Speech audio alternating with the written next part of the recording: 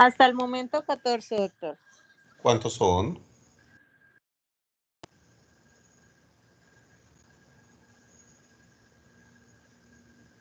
Creo que somos 70.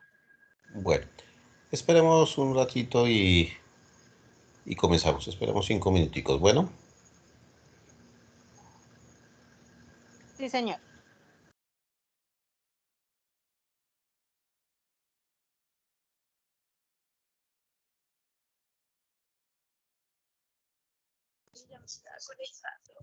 ¿Y yo qué? Pues tú vas a pasar las vacaciones conmigo, ¿tú qué te crees? Yo te extrañaría como loco, si no.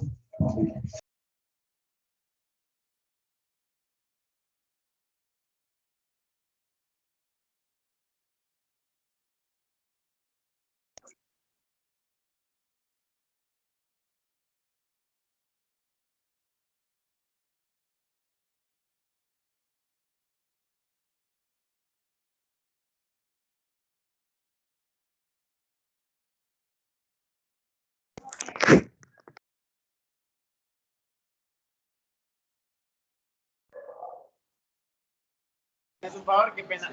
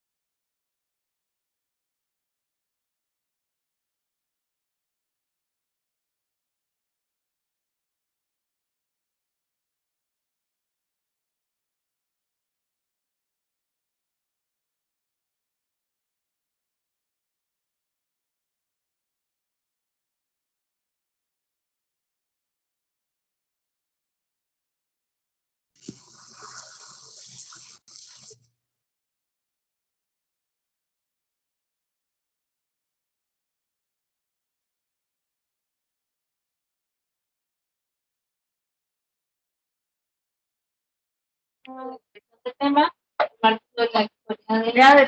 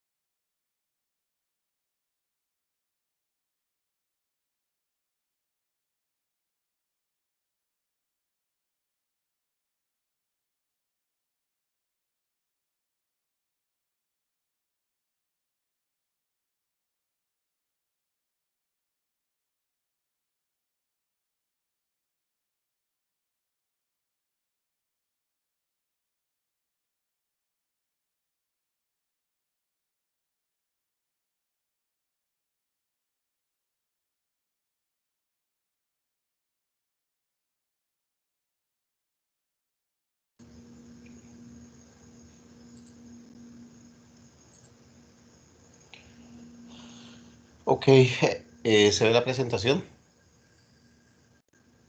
Sí, sí, sí. Sí, doctor. Sí, ahí se ve. Bueno, perfecto. Comencemos entonces con el tema que nos ocupa hoy, el de parto intervenido. La charla está dividida en dos sesiones. La primera sesión en la que el día de hoy trataremos el tema de cesárea y en la segunda sesión trataremos el tema de parto vaginal instrumentado. Comencemos entonces. Se define parto intervenido o parto operativo como aquel procedimiento obstétrico en el cual se van a tomar medidas activas para completar el nacimiento. Y se ha clasificado en dos, como venía mencionando, en parto vaginal intervenido o instrumentado y parto postcesáreo. En 1916, Edwin Craigie dio un aforismo que se convirtió casi en ley durante casi 80 años. Él dijo, una vez cesárea, siempre cesárea. Y actualmente hay un nuevo aforismo que también se ha convertido casi en ley, que es, una vez cesárea, siempre existirá una controversia. La operación cesárea ha sido definida como el nacimiento del feto, la placenta y las membranas a través de una incisión abdominal y uterina. Eso es una cesárea. La primera vez que se documentó una cesárea en una mujer viva fue en 1610 y esta paciente falleció 25 días después del procedimiento quirúrgico. Aunque históricamente existen referencias a la cesárea que pueden datar de varios siglos, incluso antes de Cristo. ¿Cuáles son las incisiones abdominales a través de las cuales se puede lograr obtener un feto? Me imagino habrán escuchado de la famosa incisión de Van Steel, una incisión curva de concavidad superior que se realiza a 2 traveses de dedo sobre la sínfisis púbica y que es probablemente la más utilizada en nuestro medio para la operación cesárea. Existen otras incisiones transversales mucho menos frecuentes, como la incisión de Maillard, mucho más por encima que la incisión de Van Steel y mucho más extensa. Una incisión de Van Steel suele tener unos 12 centímetros de longitud. La incisión de la parotomía mediana infraumbilical, la incisión de Joel Cohen, una incisión completamente transversa, suprapúbica, unos 3 centímetros por encima de la sínfisis del pubis y de concavidad, sin concavidad. Y las incisiones en el útero para realizar una cesárea son varias. La más frecuente en nuestro medio es la incisión transversal baja, también denominada incisión segmentaria, una incisión que se realiza en el segmento uterino Recordar que el útero se compone de cuerpo y cuello uterino y el sitio donde se articulan se denomina istmo uterino. En el embarazo, consecuencia de la distensión uterina y de la actividad uterina que está presente a lo largo del embarazo, este istmo uterino, esta pared uterina, comienza a adelgazarse en forma marcada y al final del embarazo puede tener un espesor tan solo de un par de milímetros. El sitio predilecto para realizar la operación cesárea, la incisión en el útero, es decir, la histerotomía, es a través del segmento uterino. Dado que es sumamente delgado, va a ser rápidamente accesible y además de eso no va a sangrar en forma copiosa, como si sucede si usted realiza la incisión sobre la otra parte del útero, donde la pared miometrial puede alcanzar espesores de 2 o 3 centímetros. Pueden realizarse también incisiones verticales bajas sobre el segmento uterino. La famosa incisión clásica o la cesárea corporal, una incisión longitudinal sobre la cara anterior del útero, incisiones en J o en palo de golf, incisiones en las cuales inicia uno como una incisión segmentaria y por algún problema técnico, probablemente para la extracción del feto, es necesario prolongar la incisión en forma vertical y se puede hacer bien sea a un lado o en todo el centro, haciendo una incisión en T invertida o con forma de ancla. La incisión, pues como me acabo de mencionar, más frecuentemente realizada es la incisión segmentaria. La operación cesárea que realizamos en nuestro medio y en casi todas las partes del mundo tiene nombres y apellidos completos. Se denomina cesárea segmentaria transperitoneal. ¿Qué supone esto? Una incisión abdominal, un abordaje de la cavidad abdominal y una incisión sobre el útero, y sus apellidos segmentaria deriva de que la incisión sobre el útero, la histerotomía, se realiza sobre el segmento uterino, también es denominada incisión de Kerr, y transperitoneal supone que para el abordaje se deben atravesar, seccionar las dos capas de peritoneo, tanto el peritoneo parietal como el peritoneo visceral. ¿Qué planos van a ser abordados en la incisión quirúrgica de una cesárea? Pues básicamente la piel, el tejido celular subcutáneo. Dentro del tejido celular subcutáneo vamos a encontrar dos fascias muy delgadas que corresponden a las fascias de Camper y Scarpa. De forma posterior vamos a incidir la fascia de los rectos abdominales en forma transversal. Después de incidir en forma transversal la fascia de los rectos abdominales, vamos a divulsionar los rectos abdominales en forma longitudinal sobre la línea media. En aquel punto vamos a alcanzar el peritoneo parietal. Vamos a incidir el peritoneo parietal, llegando entonces a la cavidad peritoneal. Después incidimos el peritoneo visceral sobre el segmento uterino. Perdón, que me dio una estornudera. Después de eso vamos a incidir el segmento uterino entrando ya a la cavidad uterina. Después de eso vamos a incidir sobre las membranas ovulares, el corion y el amnios, y por fin vamos a llegar a la bolsa amniótica. Al interior de la bolsa amniótica procedemos a la extracción del feto. Una vez ha sido extraído el feto, pues vamos a ay, qué pena. Pinzar y cortar el cordón umbilical.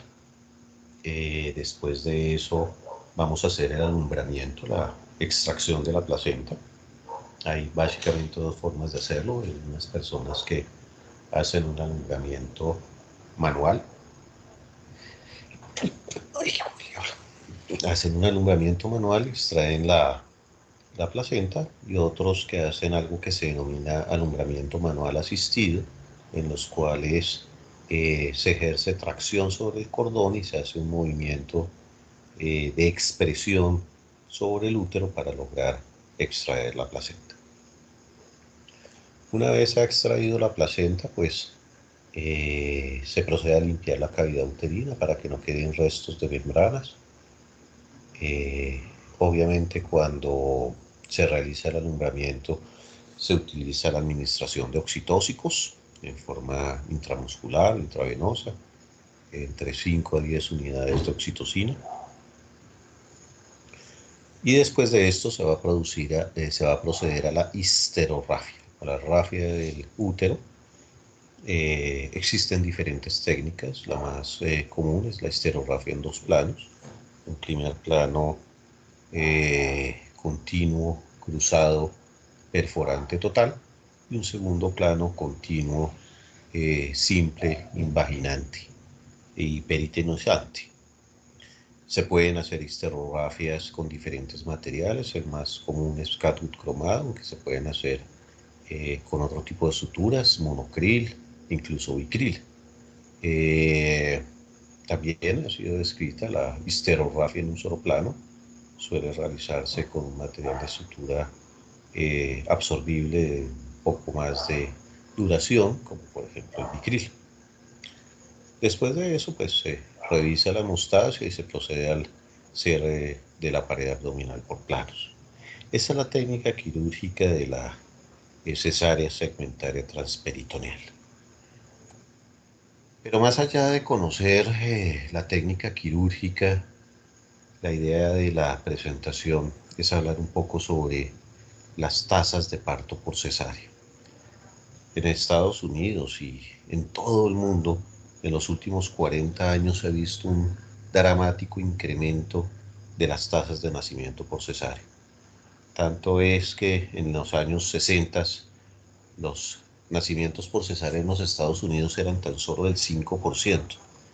Y se puede ver cómo progresivamente fueron subiendo al 15%, al 21%, al 32%, y para el 2016, de acuerdo a este boletín práctico del Colegio Americano de Ginecología y Obstetricia de febrero de 2019, la tasa calculada de nacimientos por cesárea en los Estados Unidos alcanzó un dramático 32%. Fíjense incluso cómo desde el año 2007 al año 2016 la disminución es casi que ninguna. Un aumento muy importante, desde el 5% hasta el 32% de tasas de cesáreas en los Estados Unidos. Pero la situación por acá tampoco es muy alentadora. En América Latina se calcula un 29% global de índices de cesárea. En República Dominicana un 58%, en Brasil un 56%, en Venezuela un 54%, en Colombia un dramático 52.5% y en Chile un 48%. Como pueden ver, estos países ni siquiera se encuentran casi que por debajo del 50% de índices de cesáreas. Pudiéramos decir que en nuestro país 1 de cada 2 nacimientos ocurren por cesárea. En Colombia se han estimado, de acuerdo a las diferentes regiones, tasas de cesáreas entre el 27 al 67%, variando obviamente de acuerdo a la región y también a las características de la institución donde se realizan las cesáreas. Existen instituciones privadas en Bogotá donde los índices de cesárea pueden estar cercanos al 70%. El índice de cesáreas en todo el mundo en este momento es del 17%, cuando la recomendación actual de la Organización Mundial de la Salud de una buena práctica obstétrica es de un índice de cesáreas tan solo del 10 al 15%. Esta información extraída de un artículo muy controversial que publicó Juan Gosaín el año pasado en El Tiempo, denominado La epidemia que faltaba, el abuso de las cesáreas.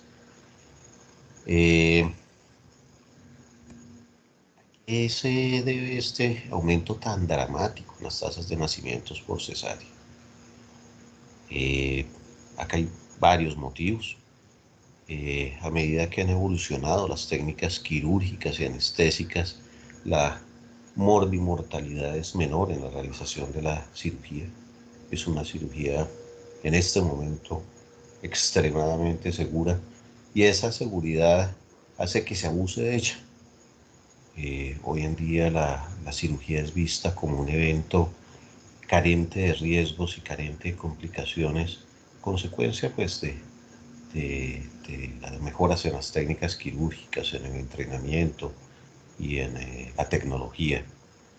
De tal manera que esa es una de las causas del abuso de la cesárea.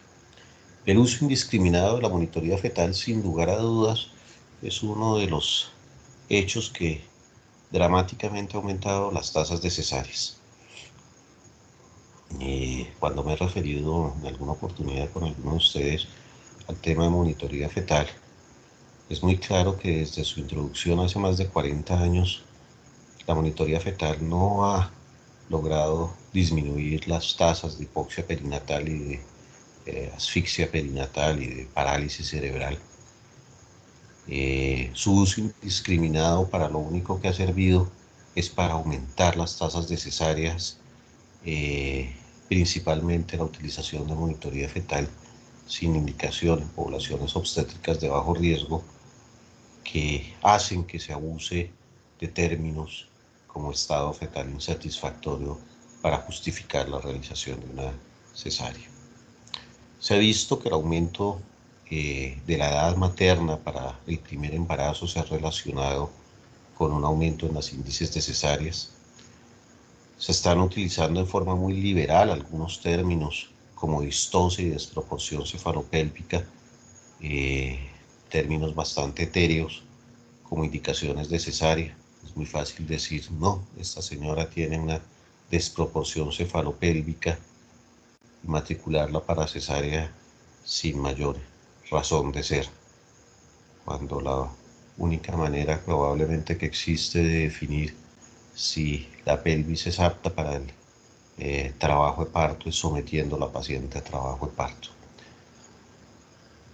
Es claro cómo al haber disminuido el número de partos instrumentados, de partos en presentación de pelvis y de partos en embarazos múltiples, a estos han sido sustituidos por cesáreas.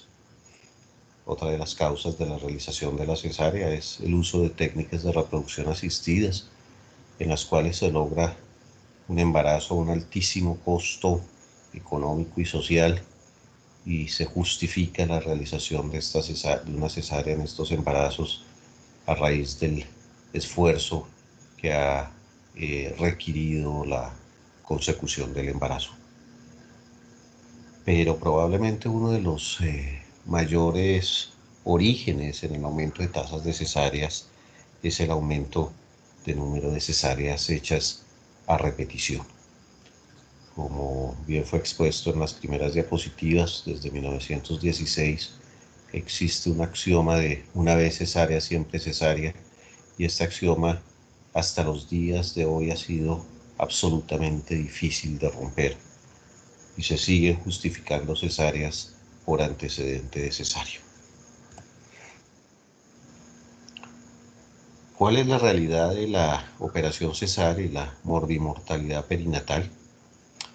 En los primeros años, en los años 60 hacia adelante, cuando la operación cesárea se popularizó, existió inicialmente una disminución en las tasas de morbimortalidad perinatal, probablemente consecuencia de realizar cesáreas en situaciones en las cuales de otra forma el desenlace para ese feto hubiera sido inadecuado. Sin embargo, no existe una documentación clara de que aumentar los índices de cesárea disminuye la morbimortalidad perinatal. Una de las principales justificaciones actuales para la realización de la operación cesárea es que muchos piensan que la cesárea es mejor para el feto, que la realización de cesáreas va a evitar complicaciones, y no es cierto. A medida que aumentan las tasas de cesárea, no disminuyen las tasas de morbimortalidad perinatal, permanecen absolutamente estables. De hecho, en los países europeos, en Europa las tasas de cesárea están, en la gran mayoría de los países, por debajo del 10% o cercanas al 10%.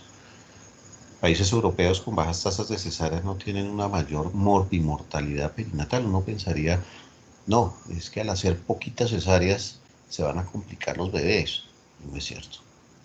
La principal causa de morbimortalidad perinatal en el mundo todavía sigue siendo la prematurez, el bajo peso al nacer, el parto pretérmino, bien sea espontáneo o iatrogénico.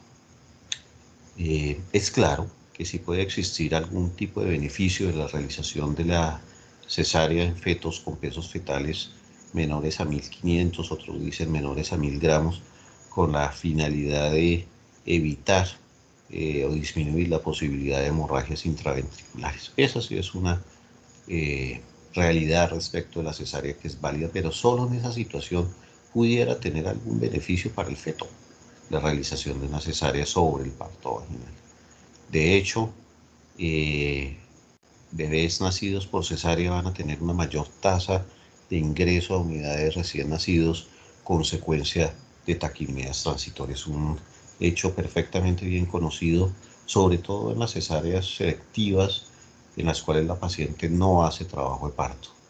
Es bien sabido que el trabajo de parto y el paso del feto a través del canal del parto y la presencia de las contracciones ejercen un efecto, entre comillas, de expresión de los pulmones para ir desalojando el líquido que ocupa los alvéolos y permitir una adecuada adaptación neonatal. De tal manera que la cesárea definitivamente no ha mostrado mejorar las tasas de morbimortalidad perinatal como todo el mundo pudiera pensar.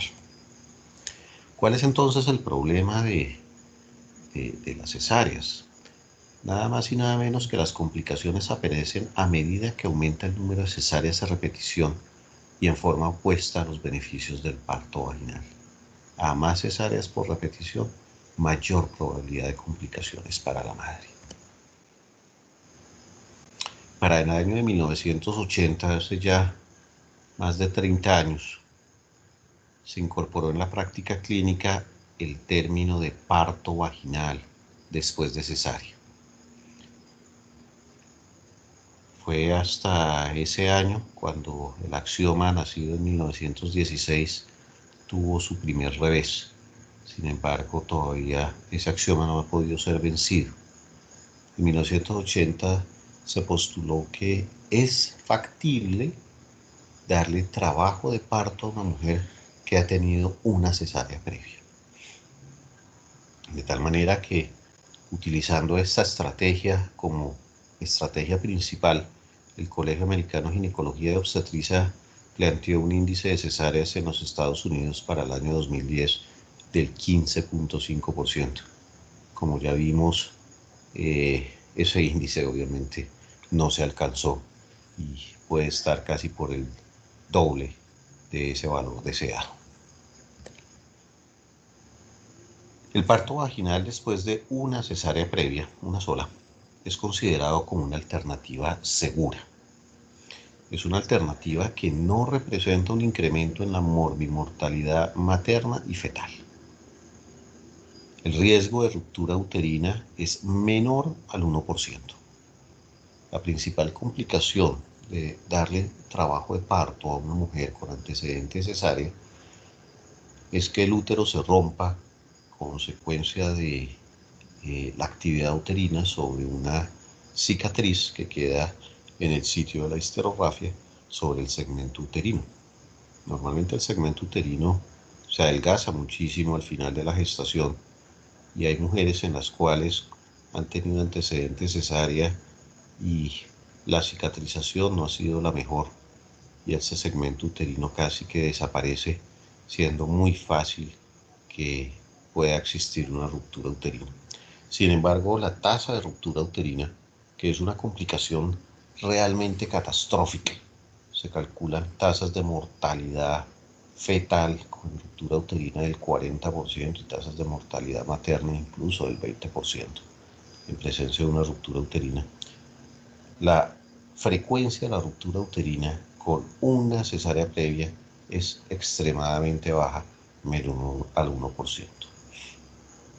Y lo que es sumamente relevante es que la tasa de éxito, la probabilidad de que una mujer con una cesárea previa tenga después de esa un parto vaginal es tan alta como el 82%. Eso es muchísimo. De tal manera que estas situaciones justifican la realización de una prueba de trabajo de parto después de una cesárea previa.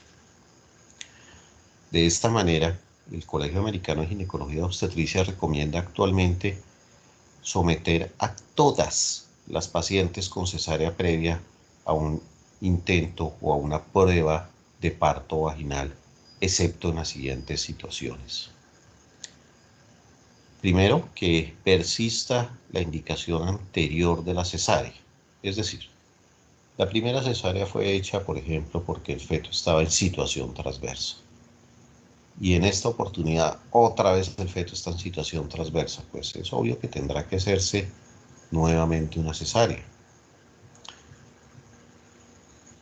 La realización de una cesárea con una incisión clásica, que ya sabemos de qué se trata, una incisión vertical corporal anterior, o una incisión desconocida, se ha postulado como una contraindicación para trabajo de parto después de cesárea, y es básicamente porque las tasas de ruptura uterina aumentan en forma sumamente importante en mujeres con incisiones corporales o cualquier incisión diferente a una incisión segmentaria. En definitivas, cuando hacemos una incisión diferente a una incisión segmentaria, la gran mayoría de las veces tenemos la precaución de advertirle a la paciente que acaba de tener una cesárea, que se le hizo determinado tipo de incisión que impide la posibilidad de parto vaginal después de cesárea en un futuro y la condena a tener que tener otra vez cesárea. Asimismo, el Colegio Americano ha dicho que pacientes con fetos que tengan un peso estimado de más de 4.000 gramos no serían candidatas para prueba de trabajo de parto después de cesárea, lo cual es absolutamente lógico.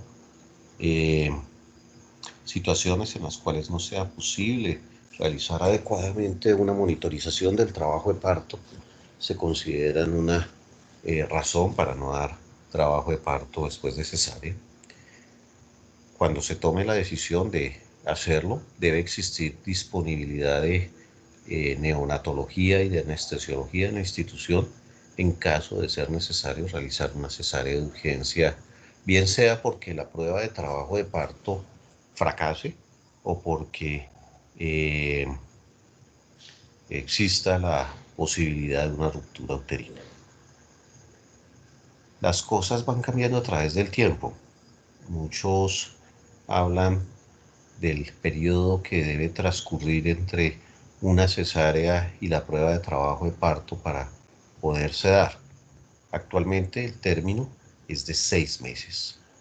Inicialmente hablamos de 12 meses, de 24 meses, después se habló de 18 meses, después se habló de 12 meses.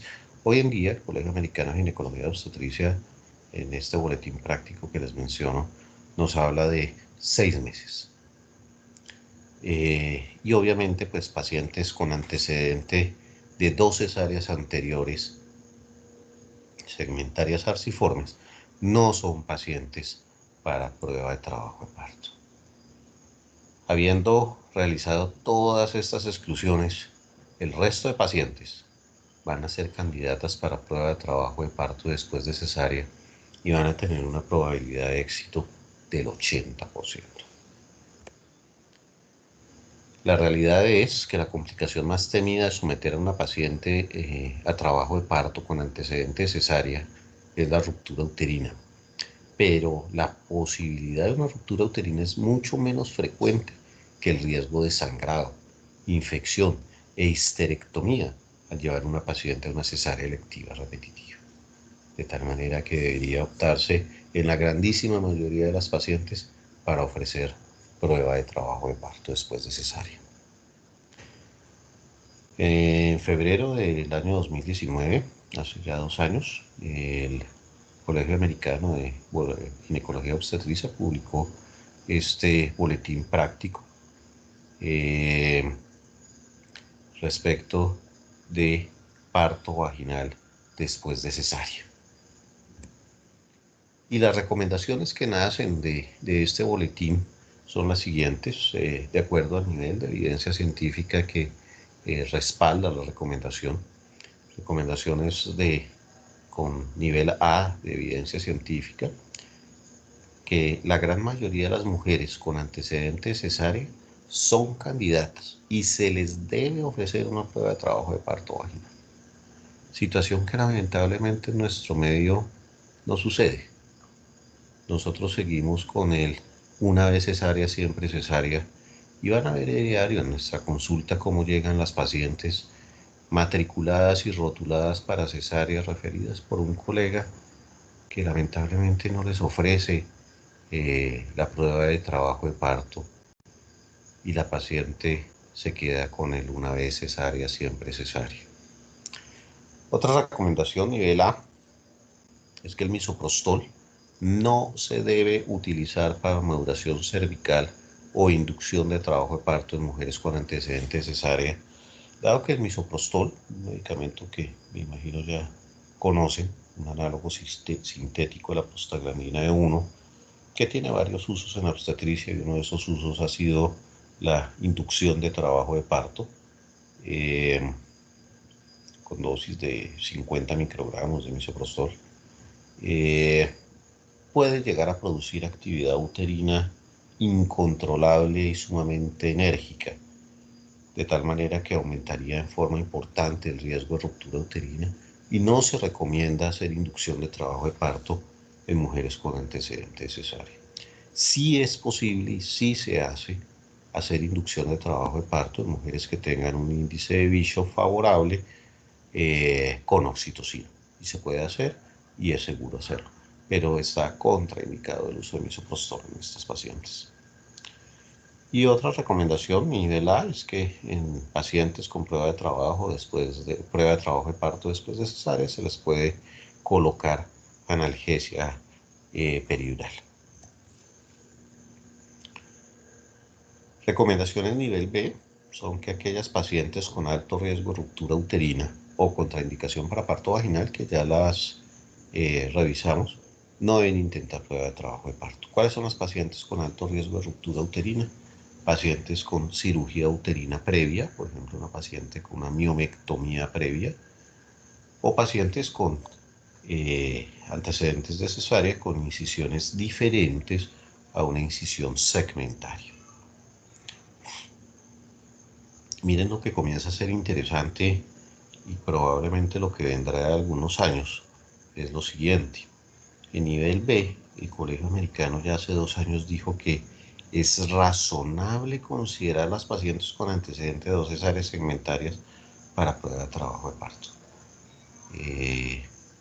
Tradicionalmente se ha hablado que el antecedente de 2 cesáreas contraindicaría el parto vaginal después de cesárea, pero ya comienzan a haber algunas luces al respecto y comienzan a haber algunos estudios en España, en Barcelona, en las cuales comienzan a dar prueba de trabajo de parto en mujeres con antecedentes cesárea. El problema de la epidemia de cesáreas es a nivel mundial y todos los países, digamos, han embarcado en una cruzada para disminuir las tasas de cesárea, obviamente consecuencia de las complicaciones de estas. Sin embargo, en nuestro medio esto todavía no es usual hacerlo. Por lo general en nuestro medio van a ver cómo pacientes con 2 cesáreas anteriores sistemáticamente van a ir a cesárea. También comienza a hablarse que mujeres con antecedentes de cesárea con una incisión desconocida son candidatas para prueba de trabajo de parto, excepto se sospeche que ha sido realizada una incisión corporal o clásica. Y lo que ya les mencionaba, la inducción de trabajo de parto es una opción en mujeres candidatas para prueba de trabajo de parto después de cesárea, obviamente mientras no se realice con prostaglandinas. Hasta la aparición de este boletín práctico era impensable hacer inducciones de trabajo de parto en mujeres con antecedentes cesárea, y este boletín abrió las puertas para que esto pueda llegar a suceder. Recomendaciones nivel C. Los riesgos y los beneficios de la prueba de trabajo de parto contra cesárea electiva repetida deben ser discutidos con la paciente y registrados en la historia clínica. Yo pienso que es absolutamente válido. Es necesario que las pacientes sepan cuáles son los riesgos, cuáles son las complicaciones de la prueba de trabajo de parto después de cesárea, y que puedan tomar una decisión adecuadamente informada al respecto.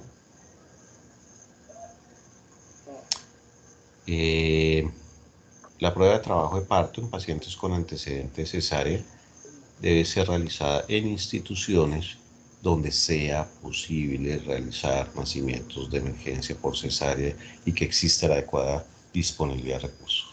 Es decir, un primer nivel de complejidad no es el sitio para dar una prueba de trabajo de parto en mujeres con antecedentes cesárea. Y obviamente no se recomienda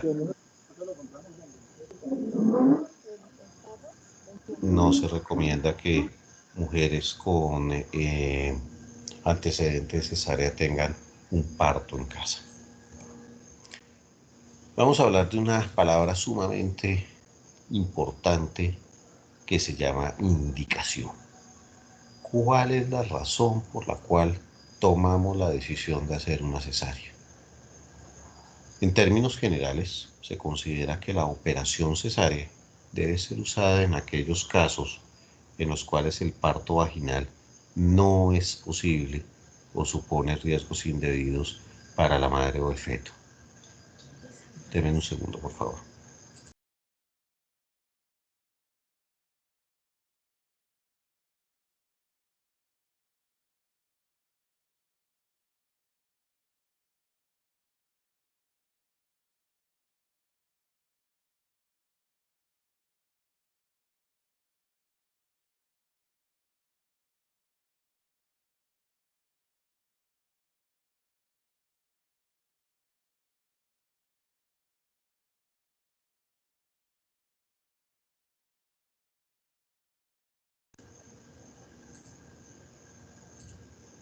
Ok. ¿Me escuchan? Sí, doctor. Sí, señor. Ok. Entonces, la operación cesárea debería ser utilizada exclusivamente en las cuales el parto vaginal no es posible, o que la realización de este parto vaginal supone riesgos indebidos para la madre o para el feto. Las indicaciones de cesárea clásicamente han sido divididas en dos: en indicaciones absolutas y en indicaciones relativas. Las indicaciones absolutas son aquellas en las cuales definitivamente no existe alternativa, no existe la posibilidad de que esa mujer pueda tener un parto vaginal. Y las indicaciones relativas, pues son las otras, en las cuales esa mujer pudiera llegar a tener un parto vaginal. Hablemos entonces cuáles son las contraindicaciones para el parto vaginal, es decir, las indicaciones para cesárea, cuando definitivamente una mujer no puede tener un parto vaginal. Son cosas realmente obvias. La presencia de una placenta previa. Doctor, qué pena, es que nos están mirando las diapositivas. ¿No se están viendo? No, señor. Bueno.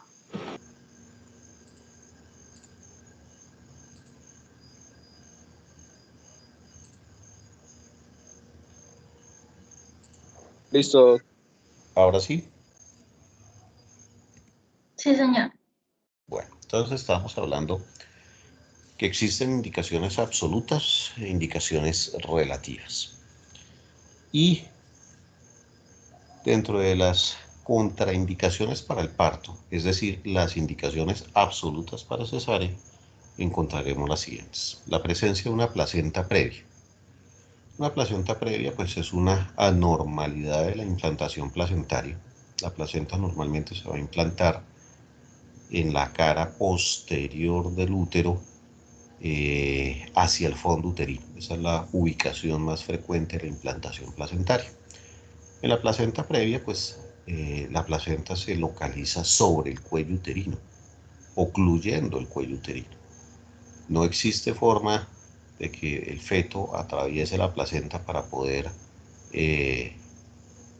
atravesar el canal del parto en una paciente que tenga una placenta previa. Luego la placenta previa es una indicación absoluta de cesárea.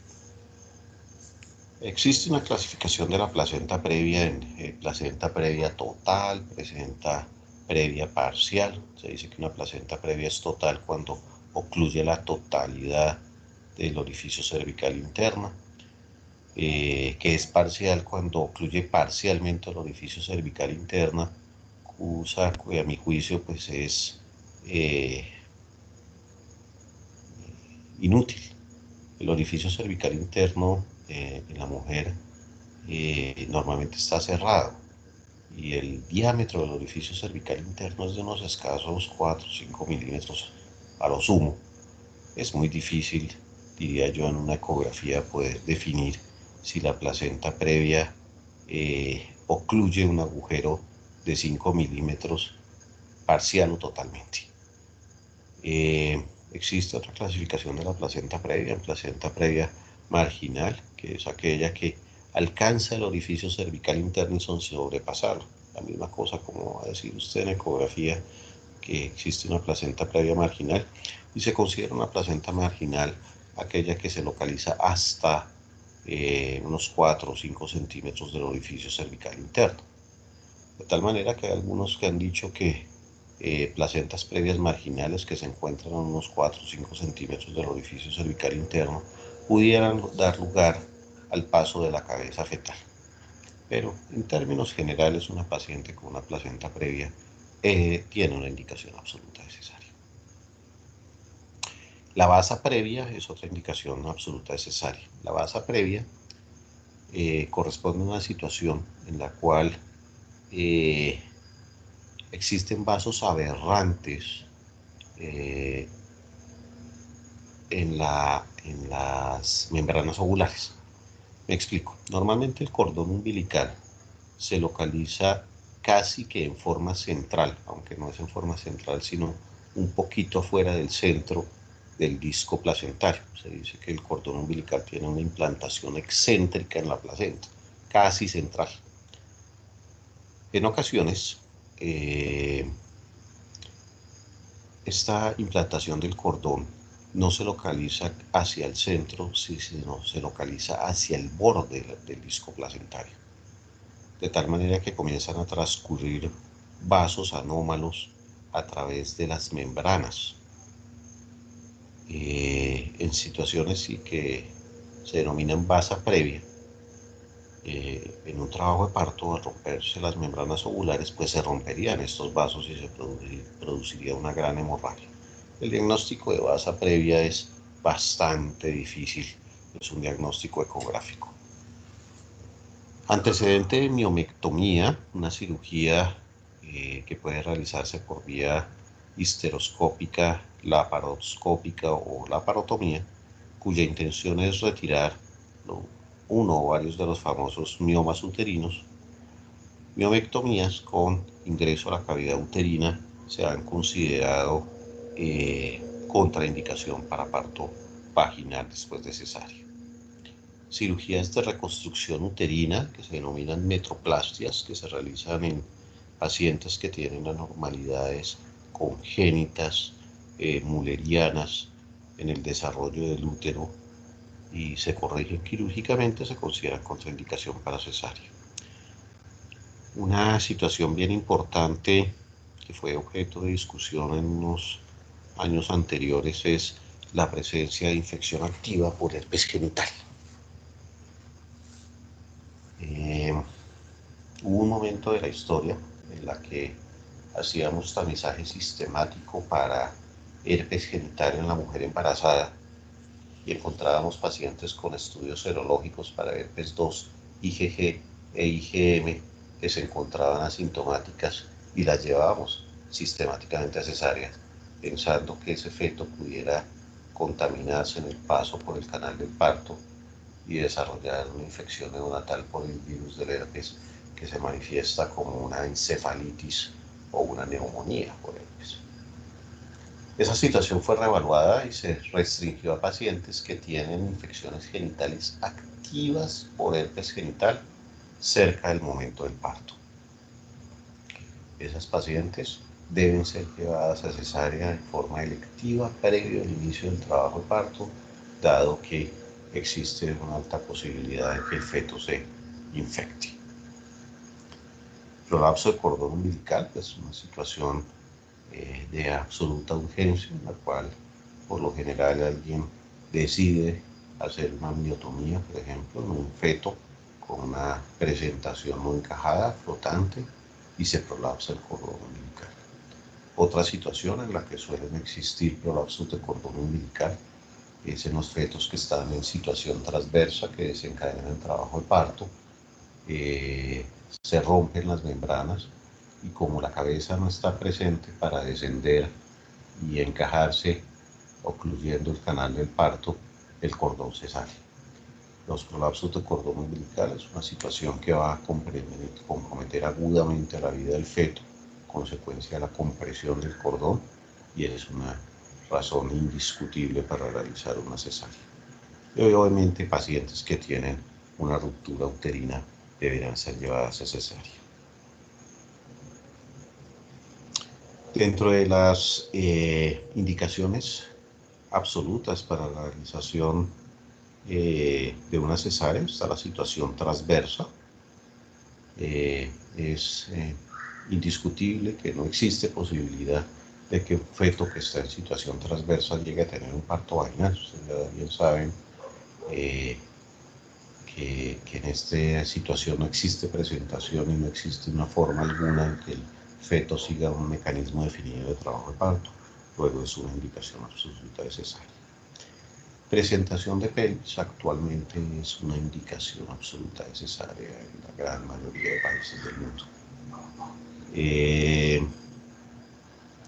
Esto nació consecuencia de estudios donde se comparaban el parto vaginal en presentación de pelvis versus la cesárea y cuál era el resultado perinatal. Y definitivamente se vio que a los bebés que nacen por cesárea versus aquellos que nacen por parto vaginal en presentación de pelvis, les va mejor. Entonces, el parto vaginal en presentación de pelvis hoy en día comienza a no ser una alternativa tan segura como se pensaba antes, y definitivamente el parto vaginal en presentación de pelvis se ha convertido en un arte perdido. La gran mayoría de las personas no estamos entrenados para atender partos vaginales en presentación de pelvis, consecuencia de que se dejó de hacer.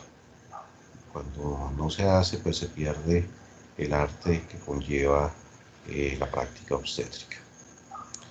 Se ha postulado la posibilidad de realizar versiones cefálicas externas para no tener que realizar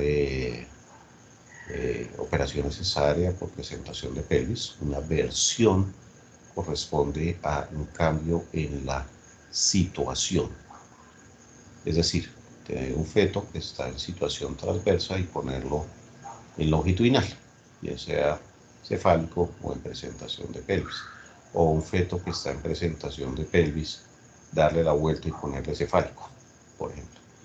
Eso es una versión. Se pueden hacer versiones internas.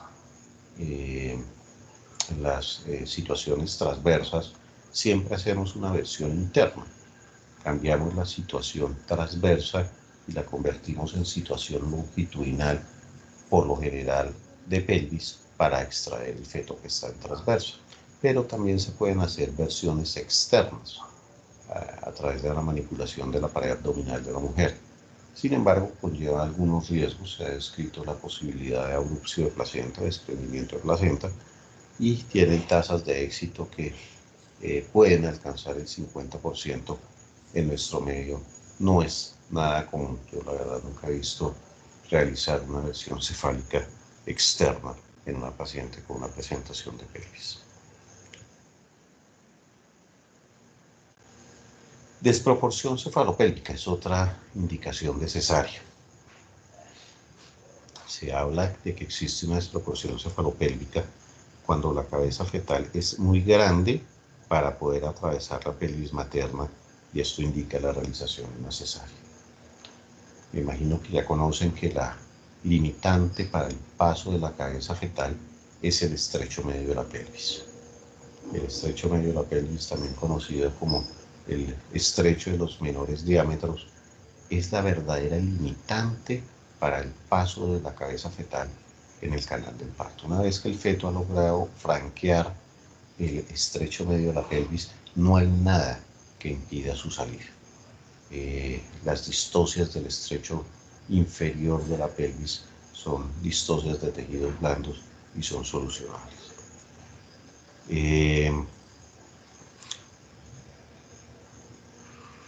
Es importante que si durante el trabajo de parto nunca se logra el encajamiento de la presentación, se está ante la posibilidad de una desproporción cefalopélvica.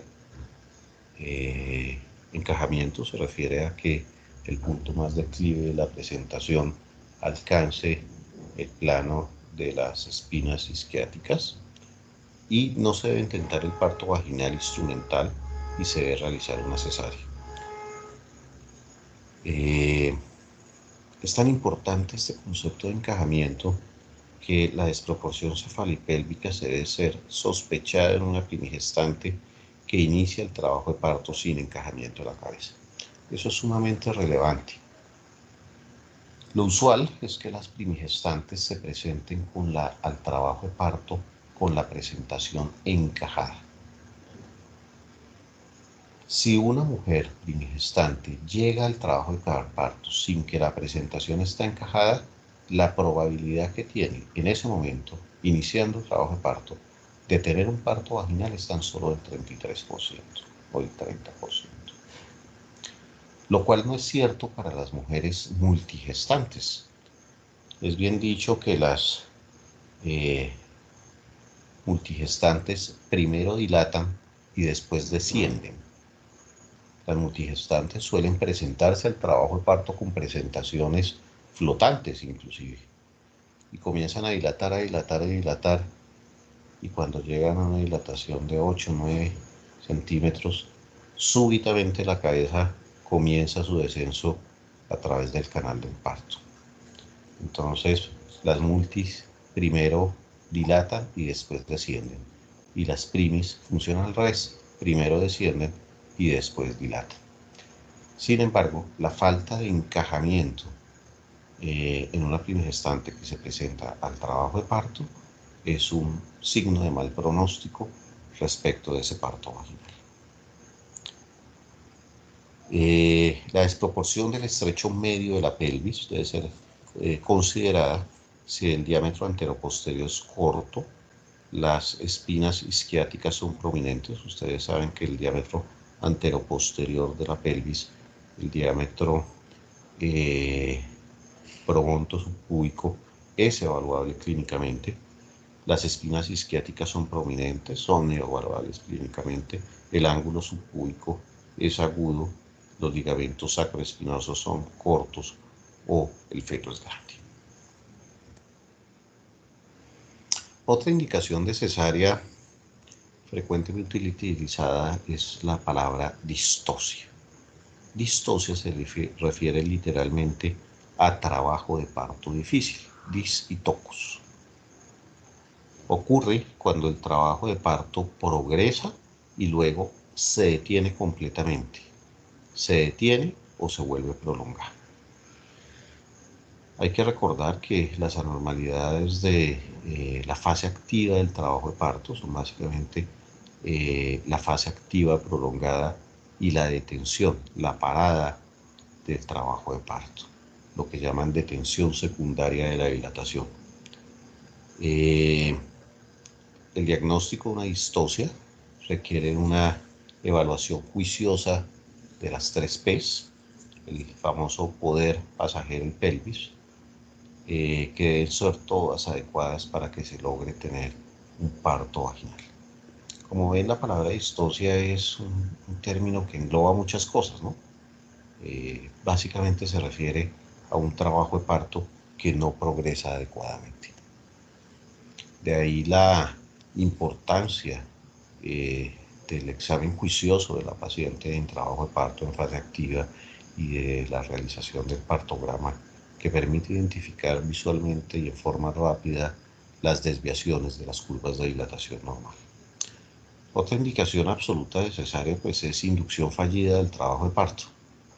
Usted ha decidido que esa paciente debe terminar su embarazo por alguna razón, que es conocida como la indicación de la inducción, por ejemplo, embarazo 41 semanas o más de 41 semanas, una paciente con un embarazo a término y una ruptura prematura de membrana, una paciente con un embarazo a término y un trastorno hipertensivo asociado a la gestación. Bueno, existen muchísimas indicaciones de inducción de trabajo de parto. Ya saben, pues las inducciones de trabajo de parto se pueden realizar en forma con métodos mecánicos o métodos farmacológicos. El más utilizado en nuestro medio pues la oxitocina. Pero cuando después de haber administrado, por ejemplo, la oxitocina durante un periodo determinado de tiempo y no lograr desencadenar el trabajo de parto, no lograr actividad uterina adecuada y cambios cervicales progresivos, decimos que la inducción del trabajo de parto ha fracasado, y si la inducción del trabajo de parto ha fracasado no queda alternativa alguna para un parto vaginal y es necesario realizar una cesárea. Otra indicación absoluta de cesárea es la instrumentación fallida del trabajo de parto. Pacientes que se instrumentan en el expulsivo, bien sea con la colocación de unos forceps o unas espátulas, y falla la toma. No es posible la instrumentación del parto, ahí no se debe insistir en el tema y se debe realizar en forma pronta una cesárea. Las anormalidades en los trazos de monitoreo fetal como indicación de cesárea. Ya habíamos dicho que el uso de la monitoría fetal ha resultado en un incremento de los nacimientos por cesárea realizados con el diagnóstico de estado fetal insatisfactorio. Se considera que hasta un 10% de todas las cesáreas son justificadas por trazos anormales en la monitoría fetal ante o intraparto. Otra indicación de cesárea es la presencia de acidemia fetal intraparto con un pH de cuero cabelludo fetal menor a 7,2. Yo la verdad en la vida jamás he visto una pHimetría de cuero cabelludo fetal. Pero obviamente, pues si usted de alguna forma documenta que ese feto está acidémico, pues tendrá que hacer una cesárea rápidamente. De igual manera, la presencia de una bradicardia fetal sostenida se ha considerado como indicación de cesárea. Otras indicaciones de cesárea cada vez más relativas que absolutas son las siguientes. Preeclampsia y eclampsia en embarazos lejos del término. Es muy poco probable que una paciente que tiene este tipo de trastornos hipertensivos, una preeclampsia severa o una eclampsia en un embarazo lejos del término, vaya a poder tener una inducción exitosa de trabajo de parto, consecuencia de un cérvix absolutamente inmaduro, y sería adecuado y es adecuado realizar una cesárea. Pacientes que han tenido una perineoplastia o una cirugía para corrección de una fístula, por ejemplo rectovaginal, pacientes que han tenido un parto vaginal y han tenido un desgarro grado 4 que ha pasado desapercibido y se forma una fístula rectovaginal que de forma posterior es corregida quirúrgicamente, pues no deberían tener nuevamente trabajo de parto, so pena de que vuelva a suceder otro desgarro que vuelva a dañar lo ya recuperado. Pacientes con cardiopatías severas se consideran candidatas para antecedentes cesárea, especialmente pacientes con hipertensión pulmonar severa. Sí, no todas las pacientes con cardiopatías, valvulopatías especialmente, son candidatas para cesárea, únicamente pacientes con hipertensión pulmonar severa. Pacientes con miomas en el cuello uterino van a tener un efecto mecánico del mioma sobre el paso de la cabeza fetal a través del canal del parto y deberán ser llevadas a cesáreas. El abrupcio de placenta es considerado una indicación necesaria. Sin embargo, pueden existir pacientes con abrupcios menores al 20% que pueden llegar a tener un parto en algún momento determinado. La gestación múltiple hoy en día se considera una indicación absoluta de cesárea, aunque como ustedes bien saben, existe el parto vaginal en embarazos gemelares y se puede llevar a cabo siempre y cuando el primer feto esté en presentación cefálica, independientemente de la presentación del segundo feto. Sin embargo, pues como hemos visto, el parto vaginal en embarazo múltiple, al igual que el parto en presentación de pelvis, son artes ya cada vez más perdidas. Se ha considerado que anormalidades fetales, como por ejemplo la hidrocefalia o un gran tumor sacropoxígeo que van a originar una desproporción cefalopélvica, pues van a ser indicaciones de cesárea. El cáncer cervical se ha postulado como indicación de cesárea, sin embargo es poco común ver pacientes con cáncer cervical embarazadas, ¿no? Y lo que sí es claro es que en situaciones en las cuales coexiste el cáncer de cuello uterino con el embarazo, prima siempre la vida de la madre, de tal manera que esas pacientes, si son candidatas quirúrgicas y tienen embarazos tempranos, se les realizará histerectomía con feto in situ. Y si tienen una edad gestacional lo suficientemente avanzada para poder colocar un esquema de maduración pulmonar, se hará esto y se procederá a extraer el feto por cesárea para poder tratar el cáncer de cuello uterino, siempre y cuando exista viabilidad fetal. Si no existe viabilidad fetal, se prefiere obviamente la terminación del embarazo para poder tratar la paciente adecuadamente. La macrosomía fetal es una indicación relativa de cesárea. Hoy en día se considera que es factible dar prueba de trabajo de parto en mujeres con antecedentes con sospecha de macrosomía fetal.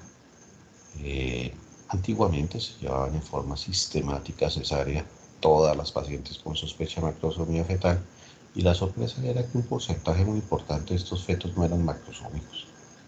Ustedes saben que la ecografía de tercer trimestre tiene una altísima variabilidad respecto de la edad gestacional y el peso fetal estimado, una variabilidad que puede alcanzar respecto al peso el 10%, más o menos 400 gramos, de tal manera que una ecografía en la que le dicen que un feto pesa 4.000 gramos y que es macrosómico, lo real es que ese feto se pudiera encontrar entre los 4.400 y los 3.600 gramos. Y si se encuentra por debajo de los 4.000 gramos, pues pudiera tener un parto vaginal. De tal manera que hoy en día macrosomía fetal se considera una indicación relativa de cesárea. A medida que aumentan el número de interrogantes, pues son indicaciones cada vez más relativas de cesárea, ¿no? Entre más interrogantes, más relativas. El antecedente de pérdida recurrente de la gestación como antecedente de cesárea de pacientes que han tenido abortos a repetición. Se denomina pérdida recurrente de la gestación pacientes que han tenido 2 o más abortos consecutivos. situación en la cual deben ser realizadas una serie de estudios buscando alteraciones endocrinas, metabólicas, inmunológicas y del sistema de la coagulación, trombofilias, el famoso síndrome de anticuerpos antifosfolípidos, que hace que los embarazos se pierdan a repetición. Se ha postulado que estas mujeres que han tenido múltiples abortos, cuando logran por fin un embarazo que llegue a término, deberían hacer por cesárea. Es discutible.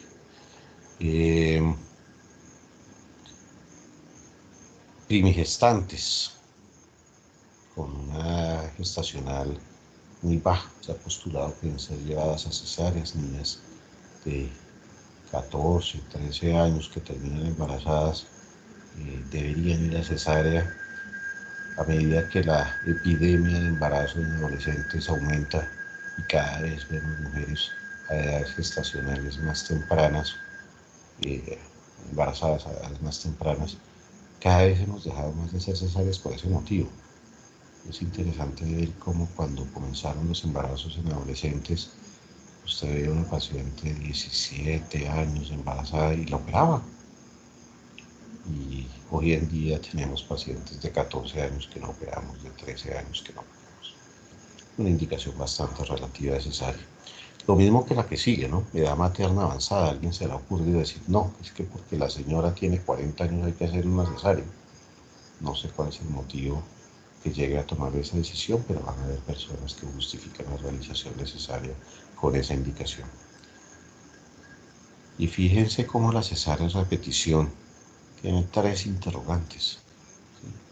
La cesárea es repetición, la cesárea por antecedente cesárea, cada vez pierde más validez y cada vez se debería tratar más de luchar para no realizarlas, porque es principalmente uno de los sitios donde se puede intentar disminuir los índices de cesáreas. ¿Por qué es importante no hacer cesáreas? Pues por las complicaciones asociadas a las cesáreas. Las endometritis y las miometritis pueden tener una incidencia que oscila entre el 5 al 50% de las pacientes llevadas a cesárea. ¿Cuál es el factor de riesgo para que usted tenga una endometritis o una miometritis? Bajo estado socioeconómico, trabajo de parto prolongado, ruptura prolongada de membranas y el número de exámenes vaginales a realizar relacionado con los procesos infecciosos. Las endometritis y las miometritis son infecciones ascendentes, flora vaginal, flora polimicrobiana. Se ha logrado un impacto importante en su presentación con el uso de antibióticos profilácticos. Hoy es una norma que todas las pacientes, unos minutos antes de la incisión quirúrgica, deben tener colocado un antibiótico profiláctico con una cefalosporina de primera generación basta. Hay otros estudios con antibióticos de más amplio espectro, por ejemplo, ampicilina sulbactam, clindamicina, incluso cefalosporinas de tercera generación. Pero lo que se ha visto es que con una cefalosporina de primera generación, una sola dosis de 2 gramos intravenosos, basta. No se ha visto mayor valor respecto de dosis repetidas. Hay algunos que dejan 3 dosis posoperatorios. Los estudios ya de muchos años atrás dicen que no existe ninguna diferencia entre dar una dosis o 4 dosis para disminuir las tasas de endometritis poscesárea. Las endometritis y las miometritis pueden progresar si no son adecuadamente tratadas. Pueden terminar en una paciente con una sepsis, abscesos pélvicos o una trombosis séptica en los ligamentos infundibulopélvicos.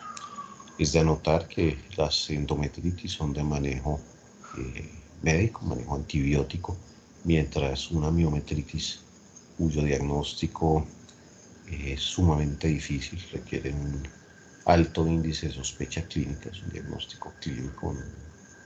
Hay imágenes que pueden ayudar, mayor cosa. Un diagnóstico clínico basado en sospechas. El manejo de las miometritis es quirúrgico. Supone una histerectomía. ¿Qué más complicaciones puede existir como consecuencia de una cesárea? Las infecciones del tracto urinario son bastante frecuentes. la segunda complicación más frecuente después de las endometritis, incidencias que pueden ir del 2 al 16%, están en relación a fallas en la adherencia, en la técnica séptica, en la cateterización vesical. Todas las pacientes que van para cesárea van a tener colocada una sonda vesical. Y se ha postulado que se debe minimizar la duración del cateterismo vesical, ¿sí? No hay que dejar a la señora con la sonda vesical durante 2 o 3 días. Usualmente yo la retiro unas 12 horas postoperatorio. Cuando ya han pasado los efectos de la anestesia, la paciente ya puede movilizar adecuadamente y puede ir al baño sobre la sonda vesical. Las infecciones de la herida quirúrgica en cesárea tienen incidencias que pueden oscilar entre el 2.5 al 16%. Existen factores de riesgo bien reconocidos como trabajo de parto prolongado, rupturas de membranas, las infecciones coremnióticas, la obesidad, la anemia y la diabetes. Respecto a la infección de la herida quirúrgica, igual que en las endometritis postcesárea, es sumamente relevante la utilización de antibióticos prófilos. Cosas menos frecuentes, los eventos tromboembólicos. Existe una incidencia del 1% en pacientes llevadas a cesáreas de presentar un evento tromboembólico. Sin embargo, los eventos tromboembólicos tienen unas altas tasas de morbimortalidad. Trombosis venosas profundas y tromboembolismos pulmonares pueden ser evitadas con una adecuada utilización de las heparinas profilácticas. Menos frecuente, pero cada vez más catastróficas, está la posibilidad de que una mujer llevada a cesárea termine con lesiones de la vejiga, especialmente frecuentes en pacientes con antecedente de varias cesáreas. Entre más cesáreas, más complicaciones. Lesiones ureterales, es posible que usted termine ligando un uretere en una cesárea. No es infrecuente que al realizar la histerotomía alguno de los extremos de la misma se prolongue y termine lesionando una arteria uterina, y al tener que ligar esa arteria uterina va a terminar uno ligando el uretere. Como ustedes bien saben, va a pasar 2 centímetros por fuera del istmo uterino, y la arteria uterina le hace un puente al uretere.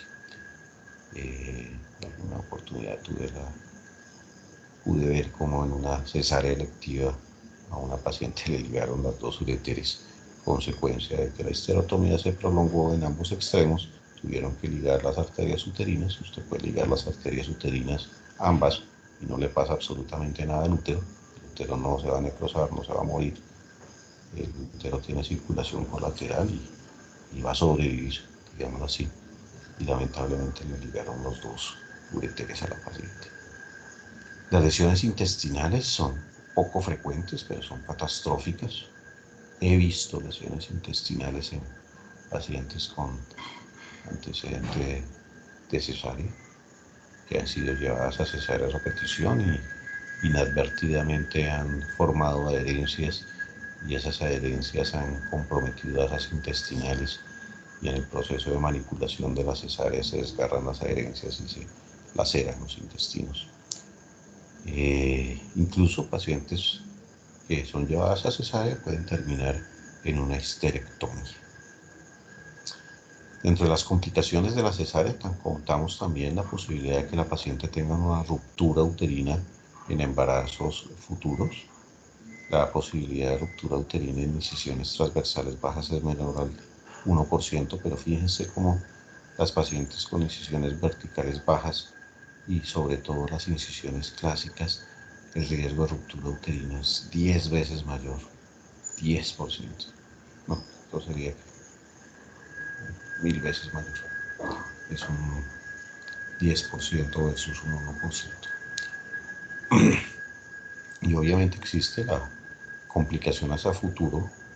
El principal factor de riesgo para las anormalidades de la implantación placentaria es la cesárea, ¿sí? Entonces las pacientes que son llevadas a cesáreas hacia futuro pueden tener placentas previas y aclitismos placentarios.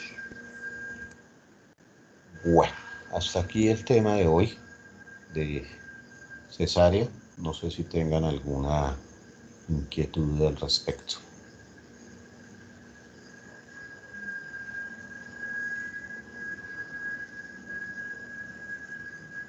¿No? No, señor, gracias. No, doctor, muchas gracias. Bueno, entonces quedamos pendientes de la segunda parte de parto vaginal instrumental.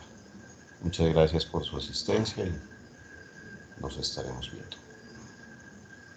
Muchas gracias, doctor.